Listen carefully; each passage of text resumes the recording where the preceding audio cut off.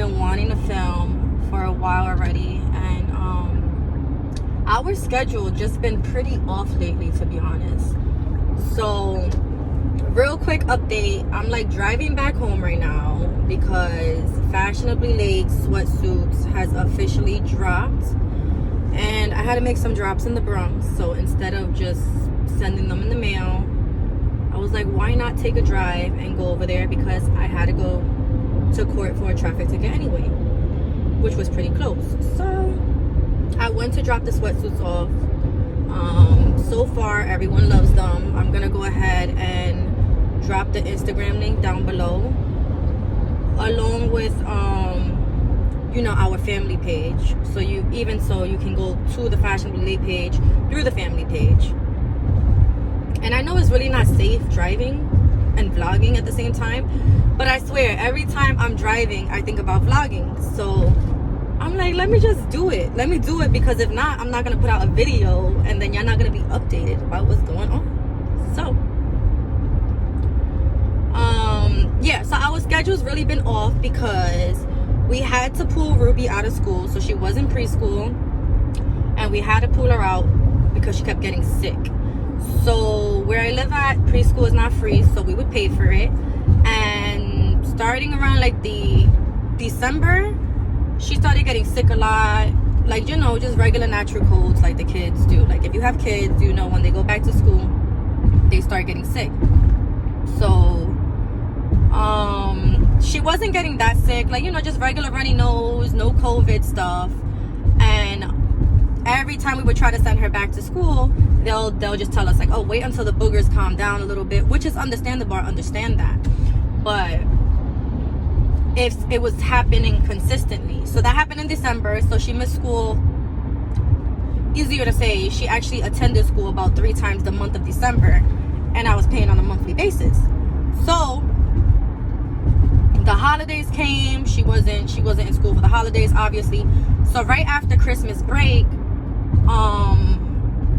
there was an exposure to COVID. So me and her was exposed to COVID along with Rudy, and we tested negative for COVID, except for Rudy. Rudy tested positive, but thank God he didn't have any symptoms.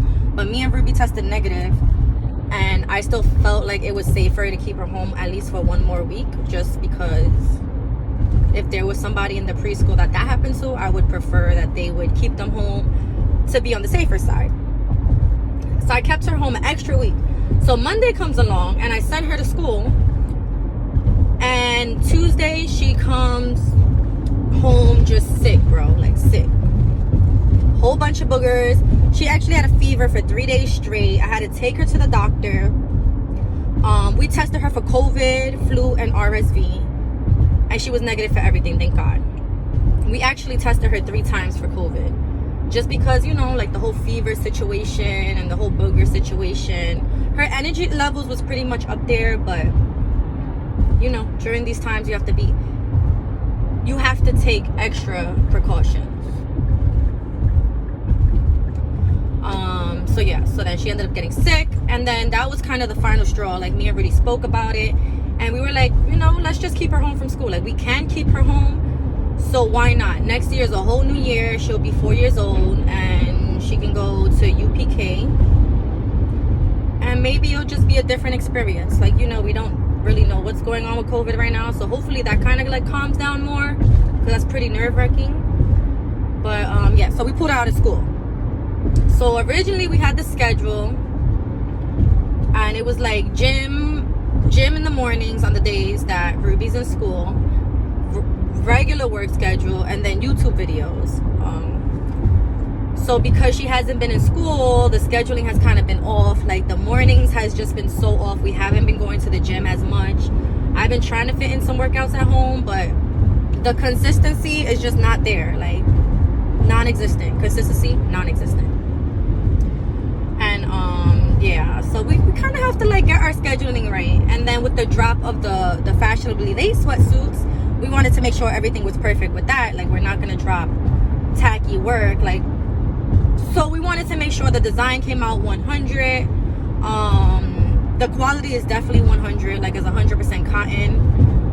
So that turned out great. So now we can start pushing towards the next drop, which is the second pre-sale. So go ahead and put in your orders. And we have the winter collection. So we have like a burnt orange. We call it's clay.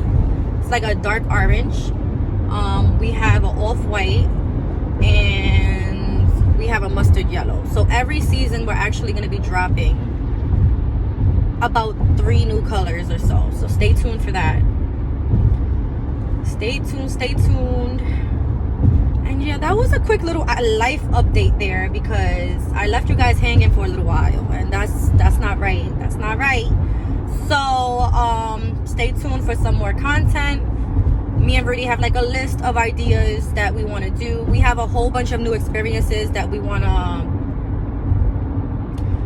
vlog with you guys. So I already have my spring list to do. Summer list is coming right after that. Like, there's so many things I want to do. So stay tuned for that, because I will be vlogging.